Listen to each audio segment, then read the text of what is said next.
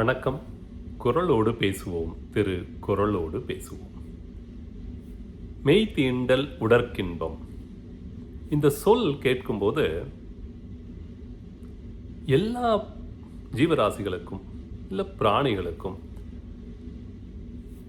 கன்றுக்குட்டியாக இருக்கட்டும், நாய்க்குட்டியாக இருக்கட்டும், பூனைக்குட்டியாக இருக்கட்டும், ஏன் யானையாக இருந்தாலும் கூட அதனோட குட்டிகளை அது வருடி கொடுக்கறதும், அது உடம்போடு அது உராசி இது கொடுக்கக்கூடிய ஒரு அரவணைப்பு, அது கட்டாயம் இன்பமாகத்தான் இருக்கும். அப்போ மனிதர்களுக்கு நமக்கு ஒரு குழந்தைய நம்ம கொஞ்சறது அப்படிங்கிறது ஒன்று இருக்கு. அது நமக்கு ரொம்ப ஆசையாகவும் இன்பமானதாக இருக்கும். இந்த குழந்தைகளுடைய சிறு கைகள் பிஞ்சு விரலால் அப்படி வந்து அப்படி காதை அப்படி நோண்டி பார்க்கறது, கண் அப்படி தடவி பார்க்கும், முடியை கொஞ்சம் அப்படி இழுத்து பார்க்கும். அப்படி பார்க்கும்போது இருக்கக்கூடிய அந்த சின்ன சின்ன சேட்டைகள் எவ்வளோ அருமையானதாக இருக்கும். நம்ம பின்னால் வந்து நமக்கு தெரியாமல் அப்படி கழுத்தை கட்டி பிடிச்சிக்கிறதும், நம்ம வெளியில் போகும்போது நம்ம கூடவே வரணும்னு சொல்லிட்டு நம்ம கையை பிடிச்சி விரல்களை பிடிச்சி இழுத்துக்கிறதோ இல்லை காலை கட்டி பிடிச்சிக்கிறதோ, இந்த மெய் தீண்டல் இருக்கு இல்லைங்களா, இந்த ஸ்பரிசம் இருக்கு இல்லையா, அது சொல்லி விளக்க முடியாது. அது அனுபவிக்கும் போது தான் அது அதனுடைய சின்ன சின்ன விஷயங்கள் எப்படி சொல்கிறதுனா, அது அப்படி கன்னத்தை கொண்டு வந்து அப்படி கிட்ட நம்ம கன்னத்தோடு ஒட்டிக்கிறதோ, இல்லை நம்ம படுத்திருக்கும்போது நம்ம மேலே கையையும் காலையும் போட்டுக்கிட்டு அந்த குழந்தைகள் நம்ம முதுகு மேலே ஏறி படுத்துருக்கிறது, சில நேரம் நெஞ்சு மேலே நம்ம ஏறி படுத்துக்கிட்டு இருக்கிறதோ. இப்போல்லாம் நம்ம வந்து ட்ராக் பேண்ட் இந்த மாதிரி போட்டுக்கிறோம். இருந்தாலும் ஆண்கள் வந்து அந்த லுங்கி கட்டியிருக்கும் போது, இப்போ என்னோடய லுங்கிக்குள்ளே வந்து அந்த குழந்தை அப்படி தொட்டில் மாதிரி உள்ளே வந்து உக்காந்துக்கும். ஒரு 1.5 வயசு 2 வயசுலாம் இருக்கும்போது அப்படி உக்காந்துட்டு நம்ம மேலே கையை காலை ஒரு அசைக்கிறதோ, நம்ம மேலே நெஞ்சில் காலில் உதைத்து விளையாடுறதுங்கிறது அவ்வளவு அருமையான அனுபவங்கள். அதே மாதிரி தான் அந்த குழந்தைகளுடைய பேசுகிற சொற்கள் அப்படி கேட்கறது இந்த செவிக்கு இன்பம். நம்ம என்னதான் மற்ற இசைகள்லாம் இருந்தாலும் ஒரு குழந்தை பேசுகிற விதம், அதற்கான அதனுடைய அறிந்த விஷயங்கள், அதுக்கு தெரிந்த வகையில் அதை தன்னுடைய புரிதலை விளக்குறதும், சொல்கிற விதமும், ஒரு கதை சொல்கிற விதமாக இருக்கட்டும், ஒரு விஷயத்தை எடுத்துகிட்டு வந்து அது என்னாச்சு தெரியுமா, எப்படி இருக்குது தெரியுமா அப்படின்னு அது சொல்கிற அந்த கண்களை விரித்து கொண்டு அது பேசுகிறதும், அதை கேட்கும்போது கட்டாயம் செவிக்கு இன்பமாகத்தான் இருக்குது. ஆனால் வள்ளுவர் இந்த இடத்துல ஒரு இக்கு வச்சு ஒரு சொல்லியிருக்காரு. அதை ரொம்ப முக்கியமாக கவனிக்க வேண்டியதாகவும் இருக்குது.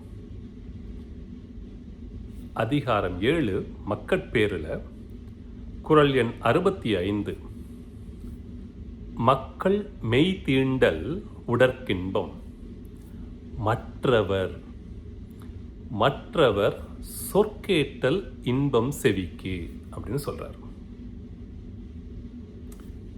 இங்க மக்கள் மெய் தீண்டல் அப்படிங்கிறது வந்து உடற்கின்பம், அதை நம்ம பார்த்தோம். அது மக்கள்ங்கும் போது இங்கே மழலையோ சிறுகை அப்படிங்கிற மாதிரி சின்ன குழந்தைங்கள் மட்டும் கிடையாது.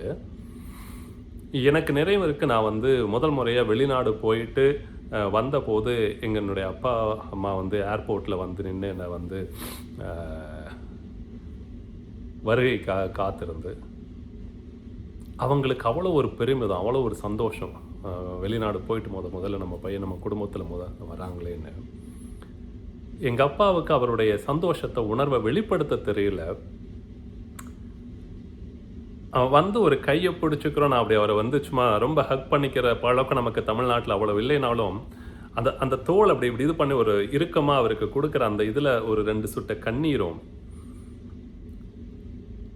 எனக்குள்ள அந்த உணர்ச்சியும், அந்த ஸ்பரிசம் வந்து சின்ன வயசு மட்டும் இல்லை, எவ்வளவு வயதானாலும் எவ்வளவு பெரியவர்களானாலும் அந்த பெற்றோர்களுக்கு, அவர்கள் குழந்தைகள், நான் எங்கள் அம்மாவுக்கு அவங்களுக்கு 70 வயது ஆன போதும் அவர்களுடைய பாதத்தை பிடிச்சு விடுறதோ, அவங்களுக்கு கால் வலிக்கும் போது இது நாம்பி விடுறதுங்கிறது, அந்த மாதிரி ஒரு விஷயம் அவர்களுக்கு அது கட்டாயம் ஒரு பெரிய இன்பமாகத்தான் இருக்குது. அப்போ மக்கள் மெய்த்தீண்டல் உடற்கின்பம். அது எல்லா வயதிலையும், அது குழந்தையாக இருக்கும்போதும் சரி, வளர்ந்த போதும். அப்படி வந்து அம்மாவுக்கு ஒரு வயதாக இருக்கும்போது அம்மாவுக்கு வந்து ஒரு தலையை பிடிச்சு விடுறது, இது வந்து இன்பம்ங்கிறத குறிப்பிடுறார். இங்கே கவனிக்க வேண்டியது என்னன்னா, மற்றவர் அப்படின்னு போடுறார்.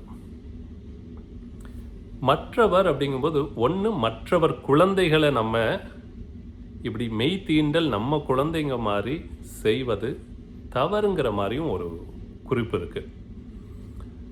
இன்னொன்று, சொற்கேட்டல் இன்பம் செவிக்கு அப்படின்னா, ஒரு வளர்ந்த குழந்தைகள் மற்ற குழந்தைகளோட ஒரு அளவுக்கு ஒரு எல்லை மீறக்கூடாது. ஒரு இடத்துல அவங்க பேசுறதை கேட்டு அனுபவிச்சுக்கணுமோ தவிர, ஏன்னா இங்கே குழந்தைகள் முறைகேடு, குழந்தைகளை தேவையில்லாமல் ஒரு சிக்கலுக்குள்ள ஆட்படுத்தக்கூடிய சூழல் இன்றைய காலகட்டத்தில் இருக்குன்னு பார்த்தா, சைல்டு அப்யூஸ், மிஸ்யூஸ்னு நம்ம சொல்கிறது, ஒருவேளை அந்த காலகட்டத்திலேயே கூட அப்படி இருந்திருக்க வாய்ப்பு இருக்குமோ அப்படிங்கிறதுனால மற்றவருங்கிற அந்த வார்த்தையை போட்டிருக்காரு, அந்த சொல் இருக்கோ அப்படின்னு தோணுது. குறளை கவனிப்போம். மக்கள் மெய் தீண்டல் உடற்கின்பம், மற்றவர் சொற்கேட்டல் இன்பம் செவிக்கு. அருமையான குறள். மீண்டும் மற்றொரு காணொளியில். நன்றி, வணக்கம்.